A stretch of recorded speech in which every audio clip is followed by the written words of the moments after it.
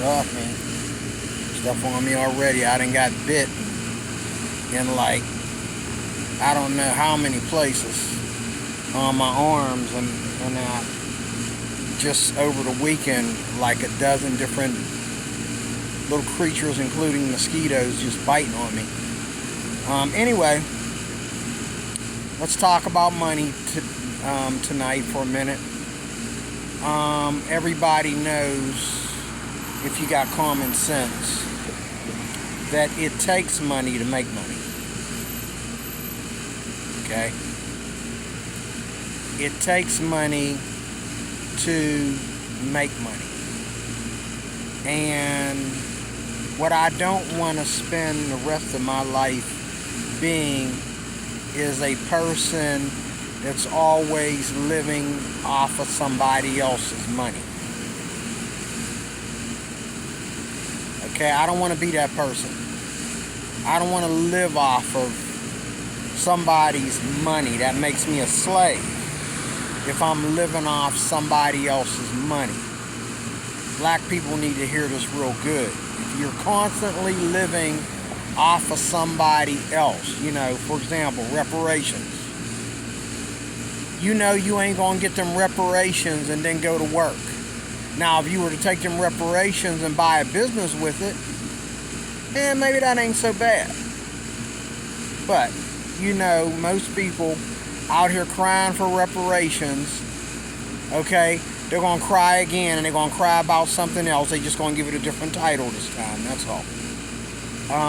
No, we don't need reparations. What we need to do is we need to learn how to take wherever we're getting our money from, okay, and finding a way to make ourselves a little gizmo, a little gig, to where we can make our own money off of our own product. Let me say that again. What we need to do is take whatever way we're making our money, whether we're getting our money from government help or whether we're getting our money from a rinky-dink job, we need to take that money, some of that money, not all of it, but some of it, you gotta live, and invest it in a gig, so that you can make money off of your own thing, create a product for yourself where you can make money. If a person is a painter and he buys his own paint and he opens up a paint business, which ain't hard to do, okay, he's created a product that he can sell, okay, and go out there and make his own money and do his own thing. I know a guy who he worked for the cable company for a while, and I don't know if he got fired from the cable company or if he just stepped down because they didn't pay him what he felt he was worth or what happened there. But he was working for the cable company for a while, and he started going out there by himself. And whether you're getting, and he made a lot of money off of females. He was also sleeping with these females too that he was making money off of. He was getting the booty and the money, okay, with his wicked self. If the girl was a hot one and she was that naive, But he was going out there, he would made up most of his money off of women, because women don't want to take their time to know things that they don't already know. So these women would get a cable and they didn't know how to hook it up. Or they would try to get, he could take any cable as long as everything was paid for and hook it up. Everything from the walls in your home all the way to the antenna to the trees. He could do all that, okay? He knew how to do that. So, and he learned this from working for the cable company. He learned how to rewire cables and stuff like that, and he had a way of helping people get channels that they normally wouldn't get. He took that government box and made it do some things that you didn't think it could do. And people liked his work. They heard good things about him. So they paid him the money. They got him together and they paid the money. And he was making a good bit of money out of it. Now, he worked in a hospital. He gravitated from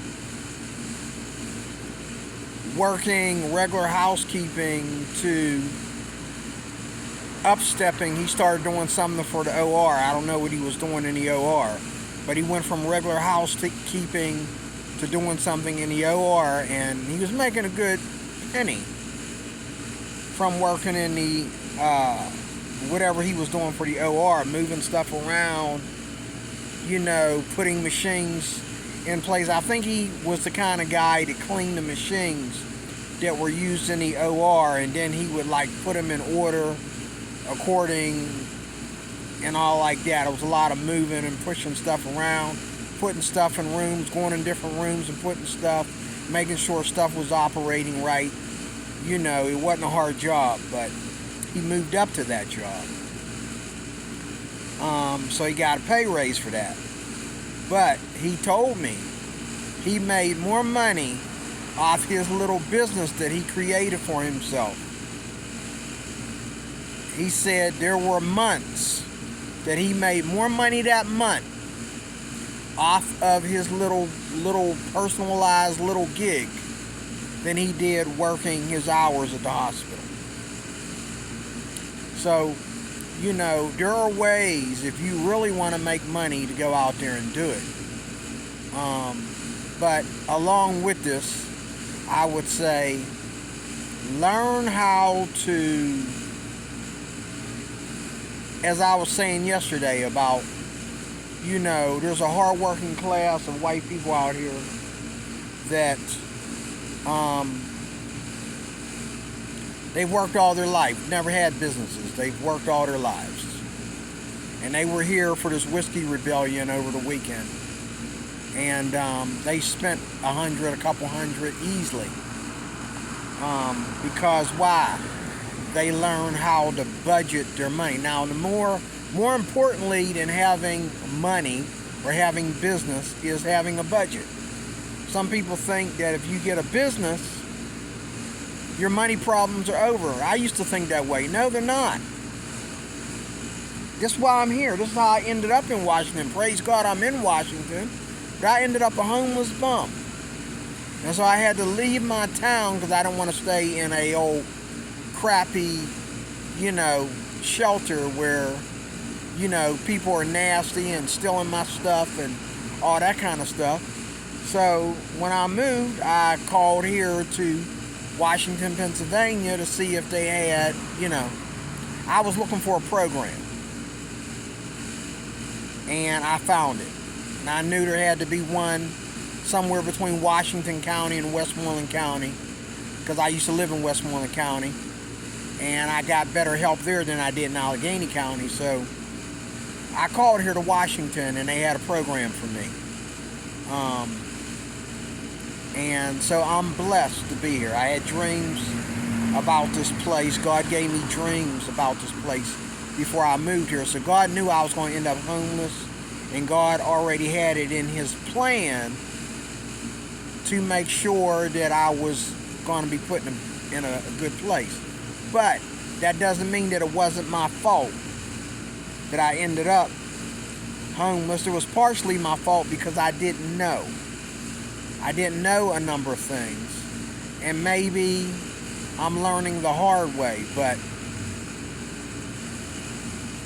this is one of the risks you take in trying to make money. At one point, I feel like it's my fault. At another point, I feel like it's supposed to be my fault because I took a risk to see where it would lead me, and it kind of failed. But that's the risk you take to make money.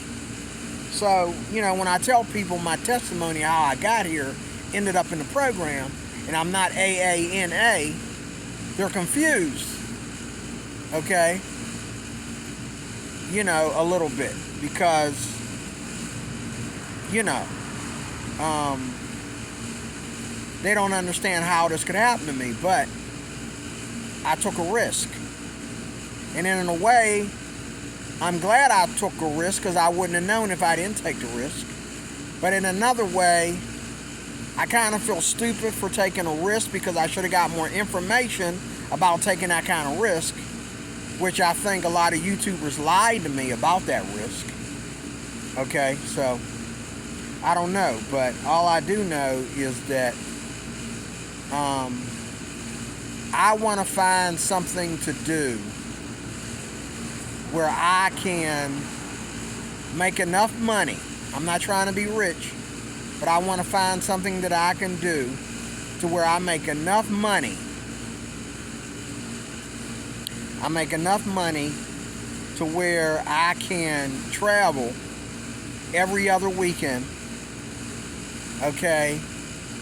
And no strenuous work activity, no supervisors, managers, nobody, breathing down my throat. I want to work by myself, pretty much do my own thing. I'm looking for a product. I have a product in mind, but I'm not even going to talk about that until I actually put it in action. But I'm looking for a product. But until then, I want to make enough money, and that's what I want to do with the product too. It's not about being rich, but I want to make enough money to go away every weekend. I don't want to be stuck at home, just waiting for Saturday and Sunday to go away so I can go back to work. I don't want to do that. I want to make enough money so that I can go away at least every other weekend. That's what I want to do. I don't want to be stuck working a job to where I'm just, I don't have any time to myself. I've worked all my life, and where did it get me? Here. I love it here, but I'm in a program here. I had dreams about Washington, but I didn't dream that I would be in a program to get here. I don't like being, I never thought I would end up in this predicament. But at the same time, I'm glad I'm here, because the God is hitting like 2, 3, 4 stones with one bird, or hitting, 3 to 4 birds with one stone, I should say, while I'm here. But the thing is, I didn't think it was going to happen like this. But the thing is, I'm trying to, all my life I've lived, I've lived a rinky-dink life, not doing much with my life. I haven't traveled. I haven't been out of my state a lot. I've been around my state, but not out of my state that much. And I haven't done anything that costs anything in life, really. And I've never even I've never even been outside the country, So, I want my retirement to be a good retirement. That's where I'm at now. I want to make enough money on my retirement, and it's not going to be Social Security. I want to make enough money on my retirement so that I can be free of the rinky-dinkness of these rinky-dink jobs, the riffraff of these rinky-dink jobs, and just make enough money so that I can go away every other weekend and at least enjoy my state, okay, and enjoy other things that I didn't get to do earlier in my life. In Jesus' name, that's my time. We'll do more of this tomorrow, Lord willing. Talk to you then. Thank you for your time.